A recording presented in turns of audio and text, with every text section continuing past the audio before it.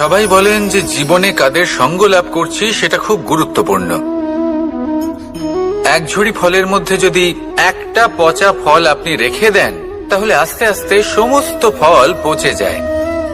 সেই জন্য কথায় আছে যে কুসঙ্গ থেকে দূরে থাকো। কিন্তু কি করা যায়? এই সংসার খুবই ছোট।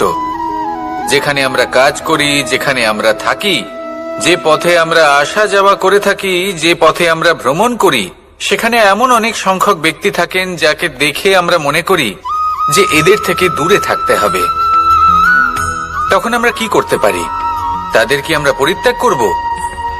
তাহলে এই সংসারে এমন অনেক মানুষ আছেন, তাহলে কি সংসারই পরিত্যাগ করব?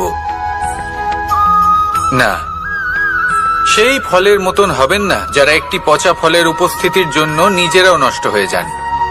বরং হয়ে উঠুন চন্দন বৃক্ষের মতন, যেটা আসলে সাপেদের বাসস্থান, যেখানে অনেক সংখ্যক অত্যন্ত ভয়ানক বিষধর সাপ থাকে।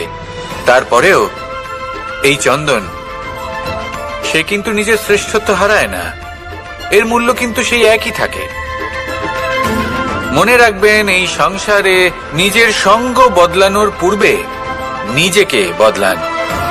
নিজেকে কিছুটা এমন ভাবে গড়ে তুলুন যে কেউ আসুক না কেন সে যেন আপনাকে বিভ্রান্ত বা দূষিত না করতে পারে। আসুন আমার সাথে ভালোবেসে বলুন, রাধা রাধা। মানুষ জীবনে অনেক ধরনের সুখ লাভ করে, অর্থ সুখ, পরিবারের সুখ, বৈভবের সুখ।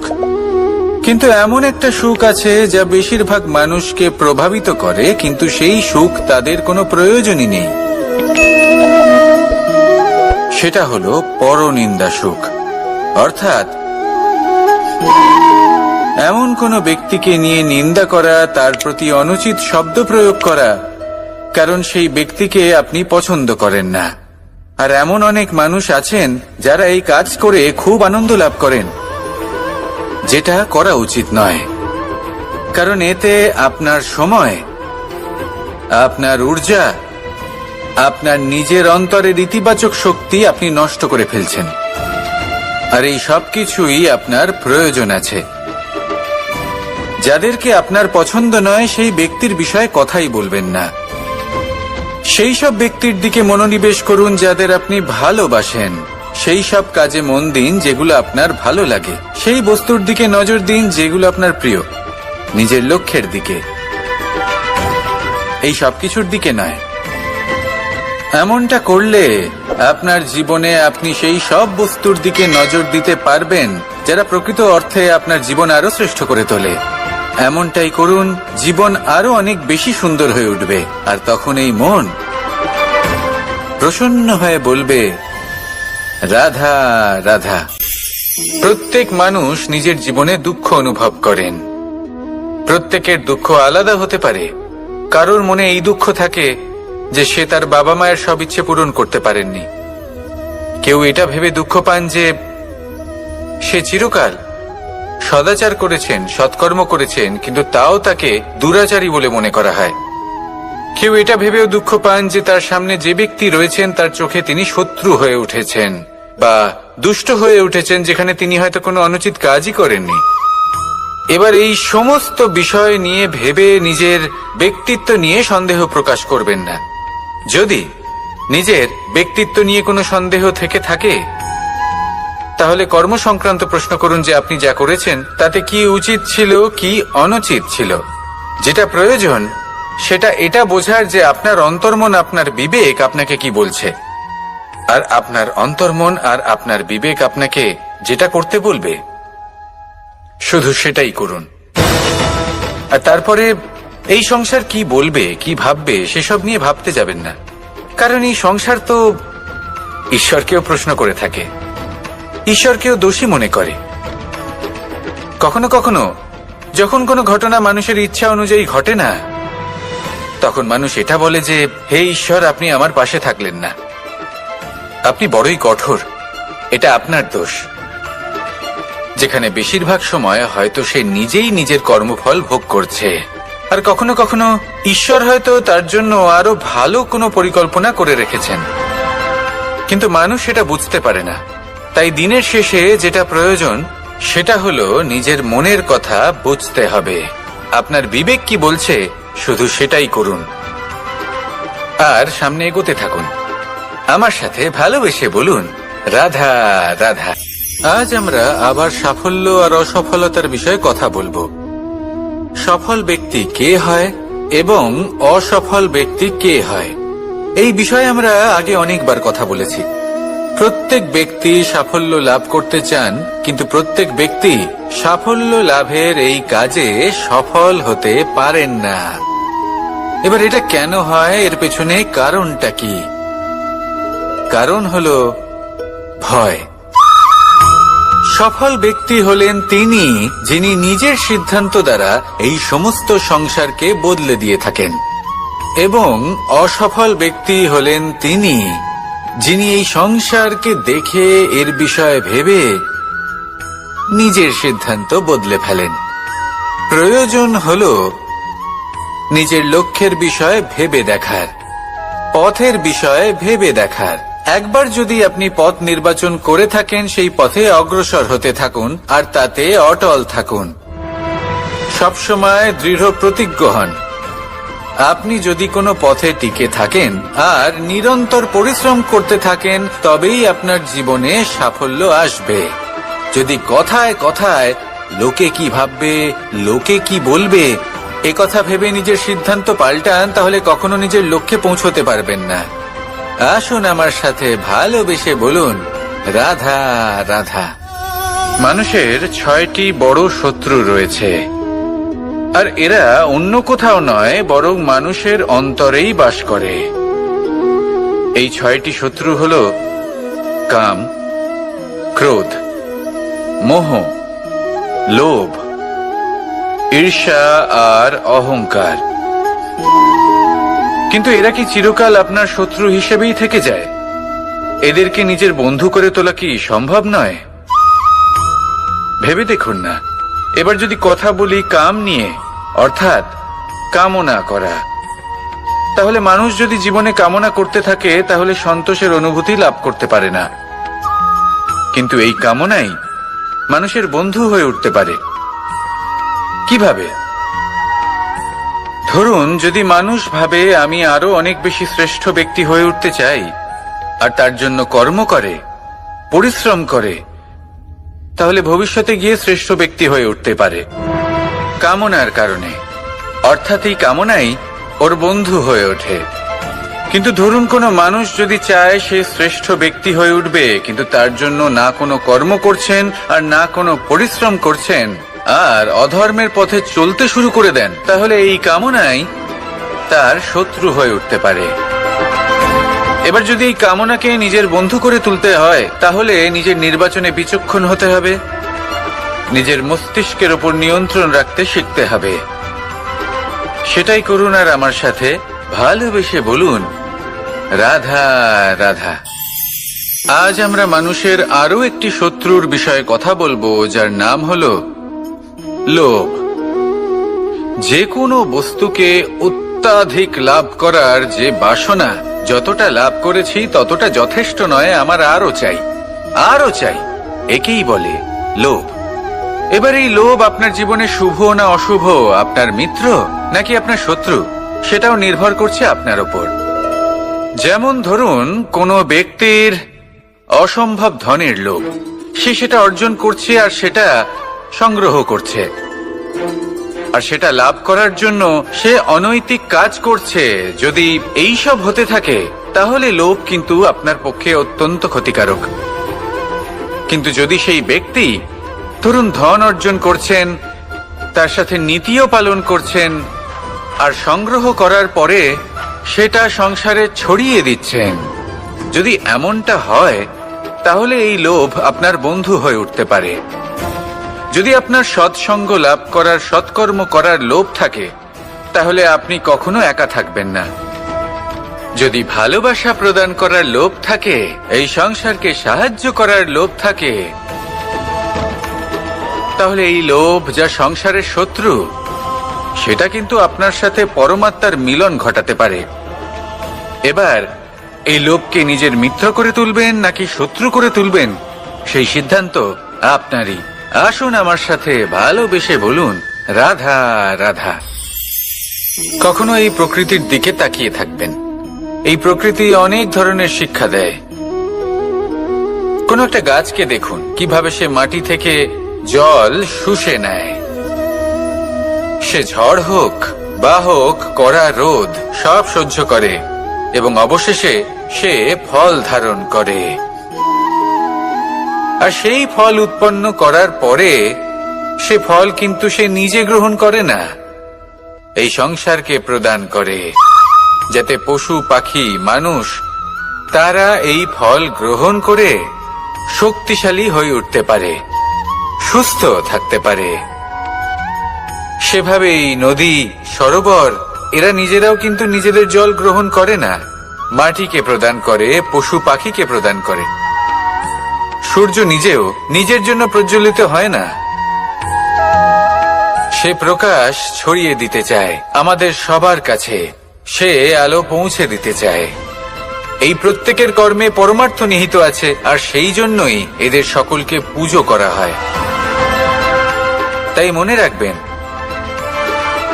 আপনার কাছে জীবন যাপনের অতিরিক্ত যা কিছুই আছে তা পরমার্থের জন্য। তাহলে তার সদ্ব্যবহার করুন আর আমার সাথে ভালোবেসে বলুন, রাধা রাধা। পরিবর্তন, এটা হলো সৃষ্টির অমূল্য নিয়ম। এই সংসারে সবকিছু সময়ান্তরে পরিবর্তিত হয়, এই সময়ও পরিবর্তিত হয়। পরিবর্তন চিরকাল হয়ে এসেছে আর চিরকাল হতে থাকবে। কিন্তু এবার আমরা সেই পরিবর্তন কিভাবে লাভ করব যেটা আমাদের প্রয়োজন, যেটা আমরা চাই? আমরা জীবনে বিকাশ চাই। এই বিকাশ কিভাবে লাভ করতে পারি? এই প্রকৃতি কিন্তু আমাদের অত্যন্ত উত্তম উদাহরণ দিয়ে বুঝিয়েছে। একটি বিন্দুর উদাহরণ দিয়েছে যা ভবিষ্যতে একটা বিশাল নদীর আকার ধারণ করে। এটা কিভাবে হয়? মেঘ থেকে একটি বিন্দু ঝরে পড়ে সেই পর্বতের ওপর যেখানে হিম আছে। সেই হিমের সংস্পর্শে আসা মাত্র সেই বিন্দুর সাথে আরো বেশ কিছু বিন্দু যুক্ত হয়। তারপর তারা অগ্রসর হয়, আরো কিছু বিন্দু যুক্ত হয়, আস্তে আস্তে একটা ক্ষীণ ধারার রূপ ধারণ করে এবং সেটাই ভবিষ্যতে আরো এগোতে থাকে। অনেকটা যাওয়ার পর যখন অনেক সংখ্যক বিন্দু একসাথে যুক্ত হয় তখন সেটা বিশাল নদীর আকার ধারণ করে।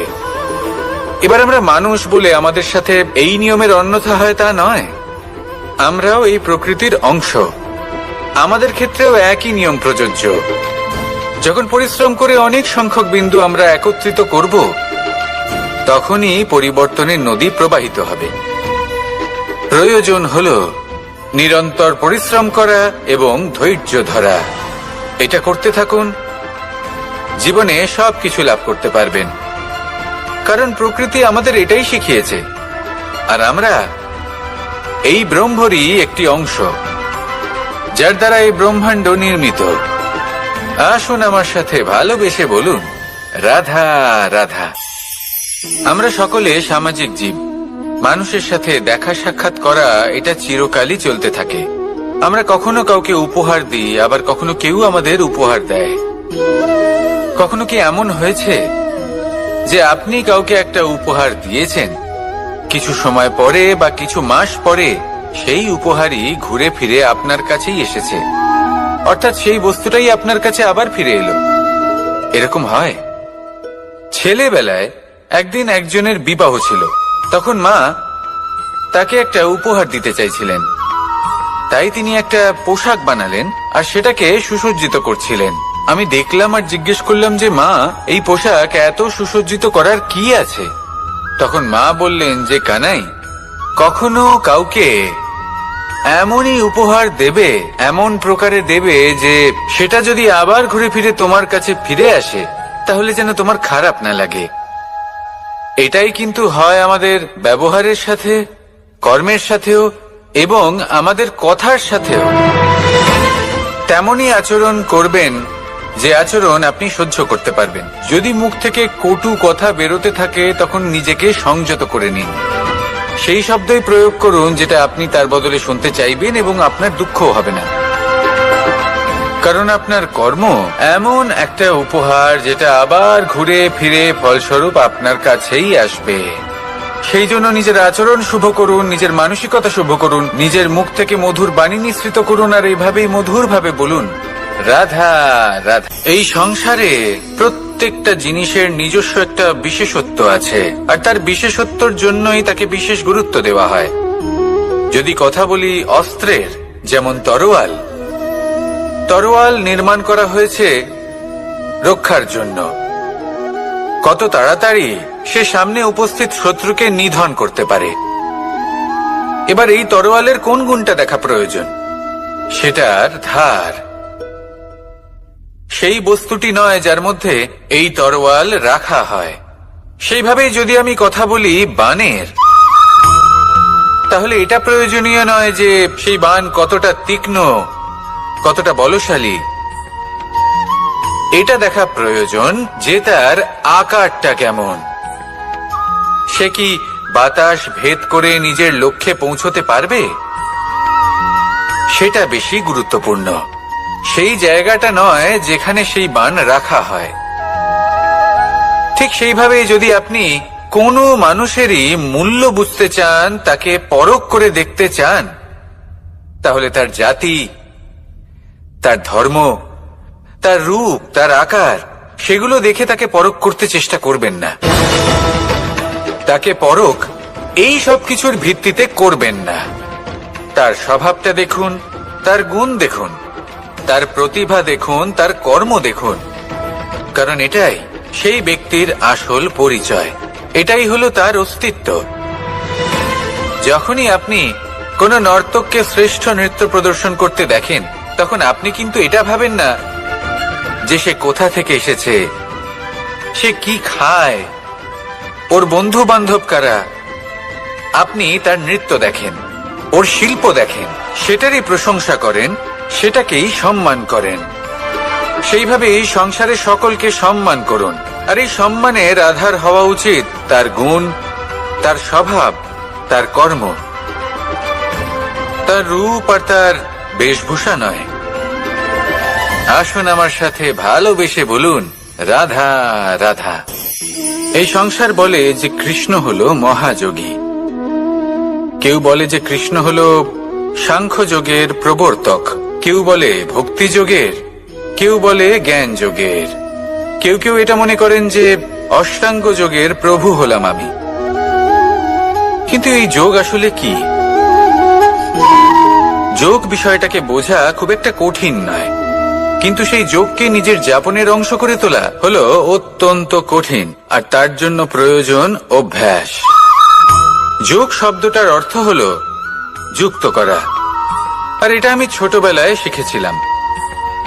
যখন আমার মাখন খেতে ইচ্ছে করত, আর মা মাখনের সেই হাঁড়িটা ওপরে টাঙিয়ে রাখতেন, তখন আমরা ভাবতাম যে অত দূরে পৌঁছবো কি করে।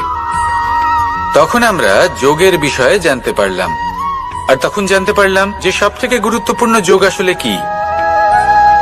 সহযোগিতা, সাহায্য। আমরা সব সখারা একসাথে জড়ো হতাম, একে অপরের পিঠের ওপর উঠে দাঁড়াতাম, আর তারপর আমরা ওই মাখনের হাঁড়ির কাছে পৌঁছতে পারতাম, আর তারপর আমরা সবাই মিলে সেই মাখন ভাগ করে খেতাম। সহযোগিতা, এটা অত্যন্ত গুরুত্বপূর্ণ। পাণ্ডবরাও মহাভারতে এটাই করেছিলেন। ওনাদের সাথেও কেউ ছিল না। একে অপরকে সাহায্য করে ওনারা অনেক বীরদের একত্রিত করেছিলেন। তারপর অবশেষে মহাভারতের এই মহাযুদ্ধে ওনারা জয়লাভ করেছিলেন। রামায়ণে রাম এবং লক্ষ্মণের সাথে কেউ ছিল না। সহযোগিতার মাধ্যমে ওনারা ভাল্লুক আর বানর সেনাকে একত্রিত করেছিলেন, আর এই সংসারের সব থেকে প্রবল রাক্ষস রাবণকে বধ করেছিলেন। মনে রাখবেন, একসাথে মিলে যদি আপনারা কর্ম করতে শেখেন, তাহলে এই সংসারে এমন কিছুই নেই যেটা আপনি অর্জন করতে পারবেন না। আসুন আমার সাথে ভালোবেসে বলুন, রাধা রাধা।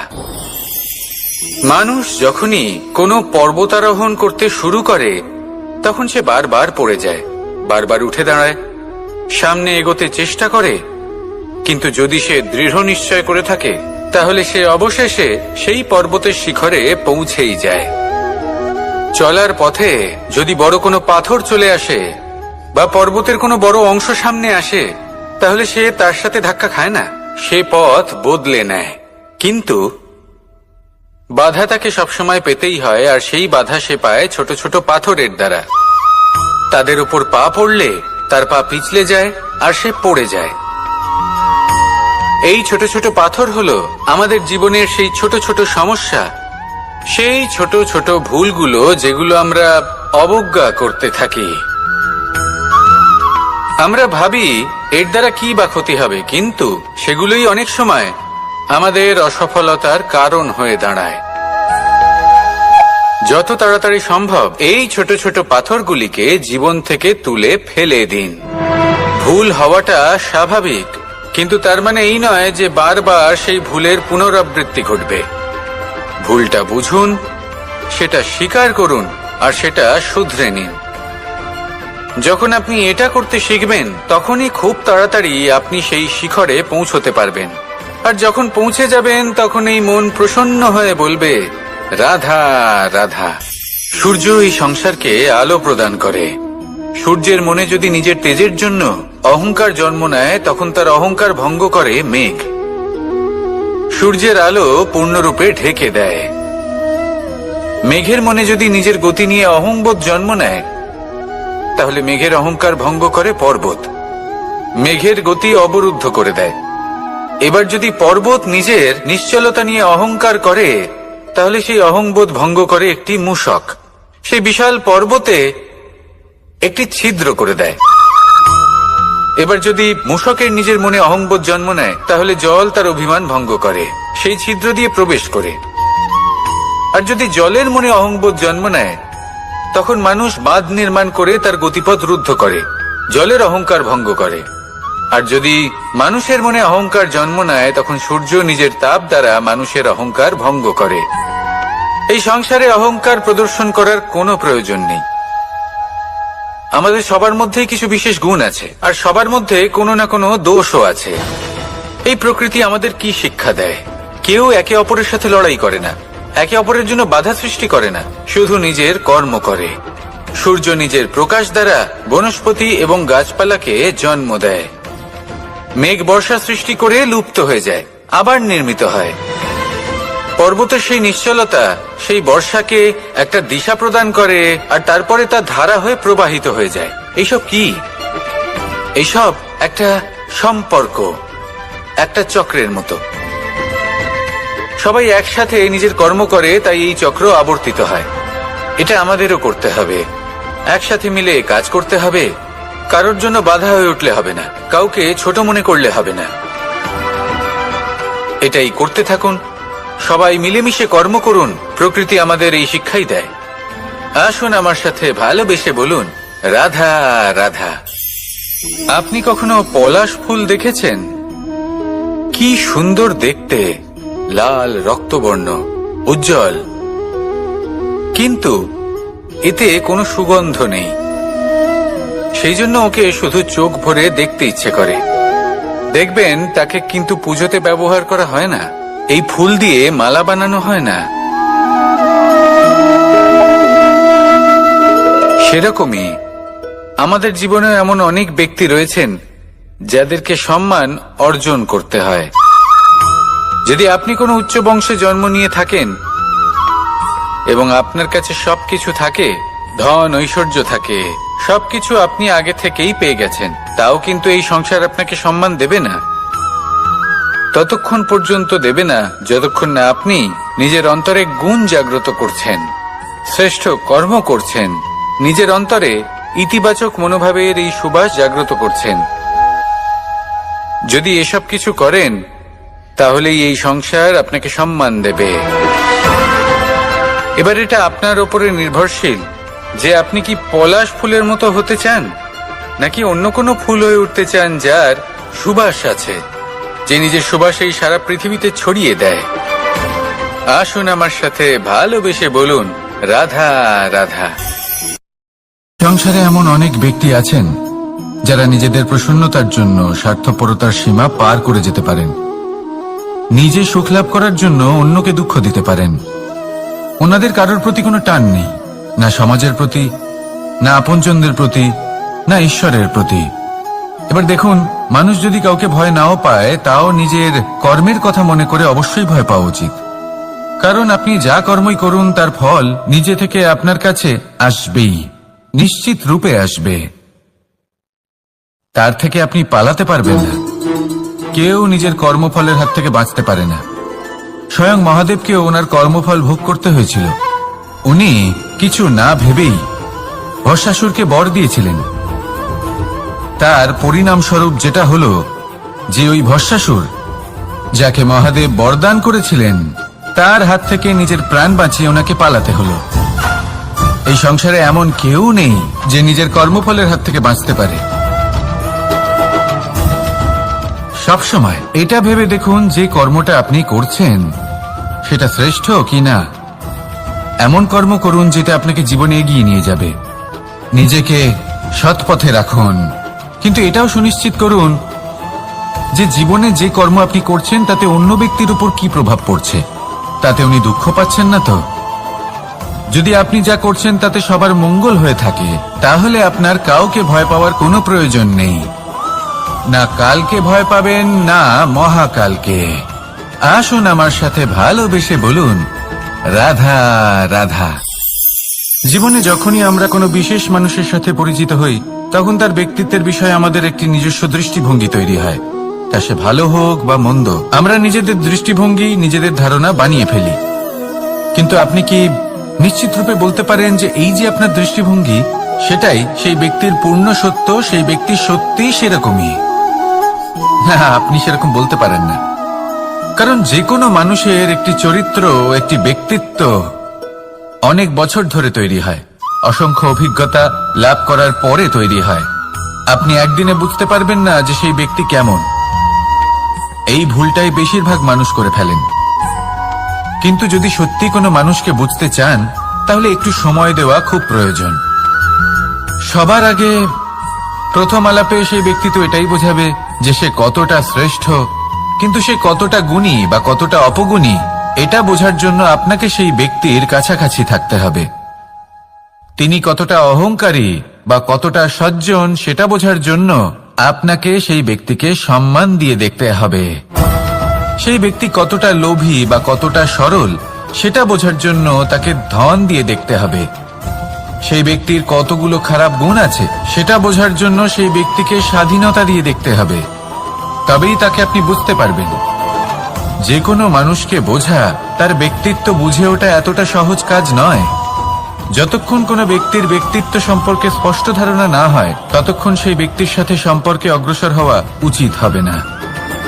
আসুন আমার সাথে ভালোবেসে বলুন, রাধা রাধা। এই সংসারের দুটি সব থেকে শক্তিশালী শব্দ হল নীরবতা এবং প্রসন্নতা। এই দুটি সব থেকে বেশি কঠিনও। এবার আপনি বলবেন, এতে কঠিনের কি আছে? না, ক্ষেত্র বিশেষে নিজে নীরব থাকা হলো অত্যন্ত কঠিন। আর তার থেকেও বেশি কঠিন হলো বিকট পরিস্থিতিতে নিজেকে প্রসন্ন রাখা। কিন্তু যদি আপনি এটা শিখে যান, তাহলে এই নীরবতাই আপনাকে জীবনে অনেক বড় বড় সমস্যার হাত থেকে বাঁচাবে। এই প্রসন্নতা আপনাকে বিকটতর পরিস্থিতি থেকে বেরিয়ে আসতে শক্তি যোগাবে।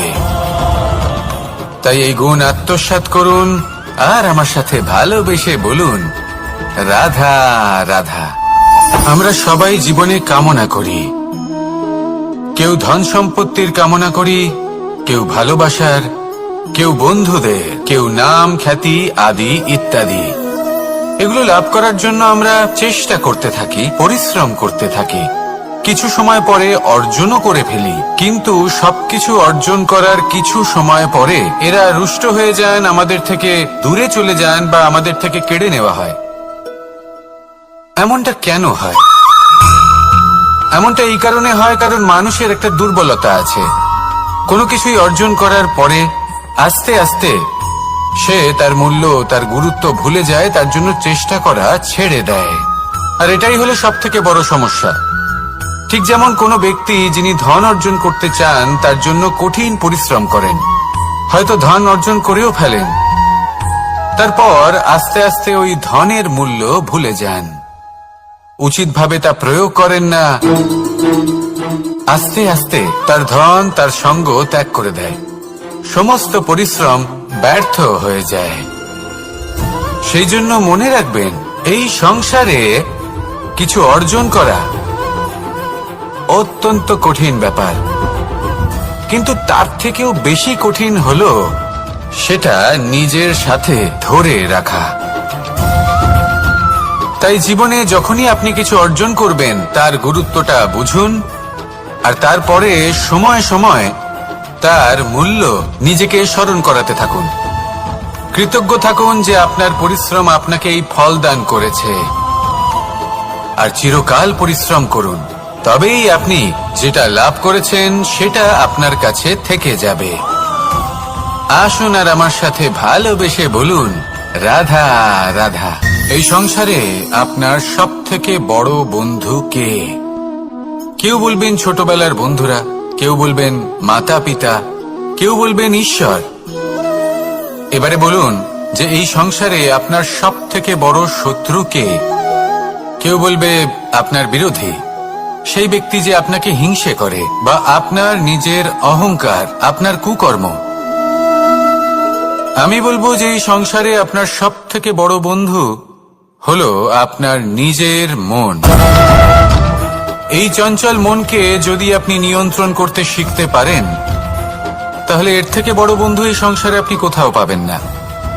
সেখানেই যদি এই মন আপনাকে বশ করে ফেলে, তাহলে সংসারে এর থেকে বড় শত্রুও আপনি কোথাও পাবেন না। সেই জন্য এই সংসারকে নিয়ন্ত্রণ করার চেষ্টা ত্যাগ করুন। প্রথমে এই মনকে নিয়ন্ত্রণ করতে শিখে যান, তাহলে এই জীবন নিজে থেকেই সাফল্যের পথে অগ্রসর হবে। আর তখন এই মন প্রসন্ন হয়ে বলবে, রাধা রাধা। সংসারে যদি আপনি শুভ কিছু অর্জন করতে চান, তাহলে দুটি পথ আছে।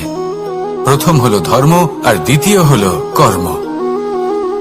কিছু ব্যক্তি এমন কথাও বলেন যে আমরা তো ধর্মের পথেই অগ্রসর ছিলাম, আমরা তো লক্ষ্য প্রাপ্ত করতে পারলাম না, বরং আমাদের নিন্দা হলো। এবার এরকমটা ঠিক কেন হয়? এরকম এই কারণে হয়, কারণ দেখতে গেলে ধর্ম সবসময় আমাদের এমন পথ দেখায় যেটা আমাদের একটা শুভ লক্ষ্য প্রাপ্তিতে সাহায্য করে, কিন্তু সেই লক্ষ্যে আমাদের পৌঁছতে হবে নিজেদের কর্ম দ্বারা। যদি আপনি ধর্মের পথে অগ্রসর হয়ে থাকেন, তাহলে আপনাকে কর্মও করতে হবে। যদি ধর্মের পথে চলেন কিন্তু কর্ম না করেন, তাহলে লক্ষ্য প্রাপ্তি হবে না। ঠিক সেইভাবেই যদি আপনি কর্ম করতে থাকেন কিন্তু ধর্মের পথে না চলেন, তাও লক্ষ্য প্রাপ্তি হবে না। মনে রাখবেন যে ধর্ম এবং কর্ম হলো একটি মুদ্রার দুই পিঠের সমান। এদের নিজের জীবনে আত্মসাৎ করুন এবং অগ্রসর হন। এই সংসারের প্রত্যেক লক্ষ্য আপনার হবে। আসুন আমার সাথে ভালোবেসে বলুন, রাধা রাধা। প্রত্যেক মানুষ জীবনযাপন করেন, কিন্তু প্রত্যেক মানুষ বেঁচে থাকার রসদ জোগাড় করতে পারেন না। তাহলে কি করা যায়? জীবনের রসদ কিভাবে জোগাড় করা যায়? কিভাবে আমাদের চেষ্টা করে যাওয়া উচিত? আমাদের কি করা উচিত?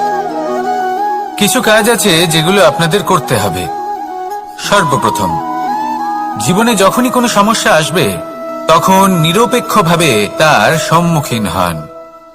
তা সে যে সমস্যাই হোক, সেটা সমাধান করার জন্য আপনাকে শুভ পথ নির্বাচন করতেই হবে।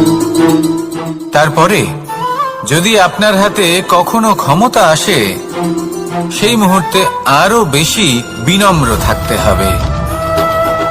আপনি ধন অর্জন করলে তখন অহংকার জাগ্রত হতে দিলে চলবে না। আপনি যদি শক্তিশালী হয়ে ওঠেন, তাও অহংকার জাগ্রত হলে চলবে না। জীবনে যখনই ক্রোধ হবে, তখন নিজেকে নিয়ন্ত্রণ করুন, আর ভেবে দেখুন যে যদি এই মুহূর্তে আপনি ক্রোধ দেখান, তাহলে তার পরিণাম কি হবে। এর ফলে কি কিছু শুভ ঘটনা ঘটবে, নাকি অশুভ কিছু ঘটবে? শুধু এই কটা কাজ নিজেদের জীবনে আত্মসাৎ করুন, জীবন যাপন অত্যন্ত সহজ হয়ে যাবে। আসুন আমার সাথে ভালোবেসে বলুন, রাধা। আপনি কখনো কোনো পাথরের বুক চিরে বয়ে চলা কোনো নদী দেখেছেন? পাথর নদীর সামনে নত হয়ে যায়, তাকে বাধা দিতে চেষ্টা করে কিন্তু কখনো বাধা দিতে পারে না। এই নদী হলো ততটাই শক্তিশালী, কিন্তু এর আরম্ভ কোথা থেকে হয়? দূরে কোথাও কোনো পর্বতের চূড়াতে এক বিন্দু জল ঝরে পড়ে আর তার সাথে হিম গলিয়ে দেয়। তারপর জলের শক্তি বৃদ্ধি পায়। তারপর অনেক বিপদের সম্মুখীন হয় আর অনেক ধরনের বাধা সে অতিক্রম করে। তার শক্তির এতটাই বৃদ্ধি হয় যে তাকে বাধা দেওয়া একেবারেই অসম্ভব ব্যাপার হয়ে যায়। দেখুন, নদী তো মহান বটেই, কিন্তু তাকে মহান করে তুলেছে কে? সেই সকল বিপদ যার থেকে ও কখনো পালায়নি। সেইভাবেই আমাদেরও বিপদ থেকে পালিয়ে গেলে হবে না, তার সম্মুখীন হতে হবে সাহসের সাথে, পূর্ণ শক্তি প্রয়োগ করে। তবেই আমরা শিখতে পারবো, তবেই আমরা সামনে এগোতে পারবো। যদি আপনি জীবনে কুন্দন হয়ে উঠতে চান, তাহলে জ্বলন সহ্য করতেই হবে। আসুন আমার সাথে ভালোবেসে বলুন, রাধা রাধা। এ হলো গোলাপ ফুল। একে আমরা সকলেই চিনি। সমগ্র সংসার ভালোবাসে এই পুষ্পকে। এই ফুল দেখতেও সুন্দর। সবথেকে বেশি গুরুত্বপূর্ণ কথা হলো এর সুগন্ধ, যা দূর দূরান্ত থেকে ব্যক্তিদেরকে আকৃষ্ট করে। এই সুন্দর পুষ্প একটু মন দিয়ে দেখলেই দেখা যায় এর নিচে কাঁটা রয়েছে। এই সংসার বলে, এ প্রকৃতির কেমন রচনা, এত কোমল পুষ্প, এটা কি তীক্ষ্ণ কাঁটা সহ প্রস্ফুটিত হয়? এটাই হলো জীবনের সত্য। আমাদের অন্তরের সদ্গুণ, সেগুলিও এই ফুলের মতোই সুন্দর। সংসার এর সৌন্দর্য দেখতে পায়, এর সুগন্ধ চতুর্দিকে ছড়িয়ে পড়ে। কিন্তু এই সদ্গুণ জাগ্রত করে তোলার জন্য কঠোর পরিশ্রম করতে হয়, প্রতিনিয়ত চেষ্টা করে যেতে হয়। তাই জন্য যদি আপনি জানেন আপনার পথ উচিত কিন্তু তা কাঁটায় পরিপূর্ণ, তাহলে থামবেন না, চলতে থাকুন। একবার যদি অন্তরের সদ্গুণ জাগ্রত হয়, তাহলে এই সংসার এই সৌন্দর্য দেখবে আর সুগন্ধে আকর্ষিত হয়ে আপনার কাছে আসবে। এই মন, এই জীবন প্রসন্ন হয়ে বলবে, রাধা রাধা। মোহনের বাঁশির এই সুর, এই সঙ্গীত কার না পছন্দ হয়? সবারই খুব ভালো লাগে। এবার এই সুর আসে কোথা থেকে? কেউ বলবেন কৃষ্ণের হৃদয় থেকে। সত্য কথা, এই সুর হৃদয় থেকে নির্গত হয় এবং প্রকট হয় এই বাঁশি থেকে। এই বাঁশিটাকে দেখুন, এই ছিদ্রগুলি দেখুন, প্রত্যেকটা সুর থেকে নিজস্ব একটা স্বর নির্গত হয়। এবার যে ব্যক্তি এই সমস্ত সুর এবং স্বর বুঝতে পারেন, এতে নিপুণ, তিনি এই বাঁশির দ্বারা যে সুর নির্গত করবেন তা তো মধুর অবশ্যই হবে। এবার জীবনের সাথেও কিছুটা এরকমই ঘটে। জীবনের কিছু নীতি থাকে, অর্থ, কুটুম্ব এবং আধ্যাত্মিক। যদি জীবনের প্রত্যেকটা মুহূর্ত সুখময় হয় এরকম আপনি চান, তাহলে এই তিনটি নীতিতে আপনাকে নিপুণ হতে হবে। কোনো একটি বিশেষ নীতির প্রতি যদি আপনি বেশি ঝুঁকে পড়েন, তাহলে বাকি দুই নীতি থেকে যা সুখ লাভ করা সম্ভব তা পারবেন না। ধন অর্জন করতে হবে পরিবারের জন্য, পরিবারের সুখ মনের শান্তির জন্য, মনে শান্তির প্রয়োজন মনের শুদ্ধতার জন্য। যখন এই মন শুদ্ধ হবে, জীবন শুদ্ধ হবে, পবিত্র হবে, সুন্দর হবে এবং ভালোবেসে বলবে, রাধা রাধা। জল, এ হলো জীবনের আধার পঞ্চতত্ত্বের মধ্যে একটি, আর অত্যন্ত বিশেষ। এর থেকে অনেক বড় শিক্ষা পাওয়া যায়। এই জল, গন্তব্যের বিষয়ে এর স্পষ্ট ধারণা আছে। ও জানে ওর লক্ষ্য কি, আর প্রয়াস করে ততদূর সে পৌঁছেও যায়। এটি পর্বত থেকে বয়ে নিচে নেমে আসে, নদীর সাথে সমাহিত হয়ে তার সাথে বয়ে চলে, চিরসবুজ বনানী গড়ে তোলে, প্রাণীদের তৃষ্ণা নিবারণ করে, সামনে এগিয়ে চলে, মানুষের সাথে মিলিত হয়। যারা একে বাঁধের মধ্যে বেঁধে রাখতে চেষ্টা করে, সে বন্দি দশাতেও থেকে যায়, মানুষের কল্যাণ করে। তারপর বাঁধ থেকে মুক্তি পেয়ে এগিয়ে চলে। কোথাও ধাক্কা খায়, কোথাও বাধা পড়ে, কোথাও যদি পথ খুঁজে না পায় তাহলে পথ খুঁজেই নেয়, আর যেখানে পথ থাকে না সেখানে পথ বানিয়ে নেয়, আর শেষ পর্যন্ত নিজের লক্ষ্যে পৌঁছেই যায়, অর্থাৎ সমুদ্রে গিয়ে সমাহিত হয়ে যায়। আমাদেরও কিছুটা এরকমই হয়ে উঠতে হবে। যেখানেই যাবেন সকলের কল্যাণ করুন, সামনে এগোন। আপনি কোথাও পড়ে গেলে, ধাক্কা খেলে আঘাত লাগবেই, উত্থান পতন লেগেই থাকে। সামনে এগোতে থাকুন। কোথাও পথ না পেলে তা খুঁজে নিন, কোথাও পথ না থাকলে তা বানিয়ে নিন। নিজের গন্তব্যের কথা সবসময় মনে রাখুন। শেষ পর্যন্ত নিজের মোক্ষ লাভ আপনি অবশ্যই করবেন। আর আমার সাথে ভালোবেসে বলুন, রাধা রাধা। জীবনের প্রত্যেক মুহূর্ত আমাদের কিছু না কিছু শিক্ষা দেয়, নির্ভর করছে আমাদের দৃষ্টিভঙ্গির উপর। যেমন নদী হলো আমার অত্যন্ত প্রিয়। নদীতে ভ্রমণ করতে আমার খুব ভালো লাগে। কি বলেন? নদীতে সবসময় নতুন কিছু থাকে, ও পুরনো কিছুই নিয়ে বসে থাকে না। সবসময় প্রবাহমান, কখনো থামে না। ততক্ষণ থামে না যতক্ষণ না সাগরে গিয়ে সমাহিত হচ্ছে। ঠিক এইভাবেই আমাদেরও উচিত নিজের জীবন অতিবাহিত করা, নদীর মতো। প্রত্যেক মুহূর্ত নতুন, তাই সেইভাবেই জীবন যাপন করুন। পুরনো কিছুই একত্রিত করে রাখবেন না, বিগত স্মৃতির মাঝে নিজেকে হারিয়ে ফেলবেন না। এই যে বর্তমান, এই যে মুহূর্ত, সেটাই হলো সর্বশ্রেষ্ঠ। এর মাঝেই জীবন যাপন করুন। নদীর মতো প্রবাহমান হতে শিখুন। আপনি শিখে গেলে তাহলে মনে রাখবেন, আমার আপনার মাঝে বিচরণ করতে বড়ই ভালো লাগবে। যে ব্যক্তি আনন্দের সাথে জীবনের প্রত্যেকটা মুহূর্ত অতিবাহিত করে, কোনো চিন্তা ছাড়াই প্রবাহমান হয়, কখনোই থামে না, যতক্ষণ না মুক্তি লাভ করছেন, এমন ব্যক্তির মধ্যেই রাধাকৃষ্ণ বসবাস করেন। তাহলে আসুন আমার সাথে ভালোবেসে বলুন, রাধা রাধা।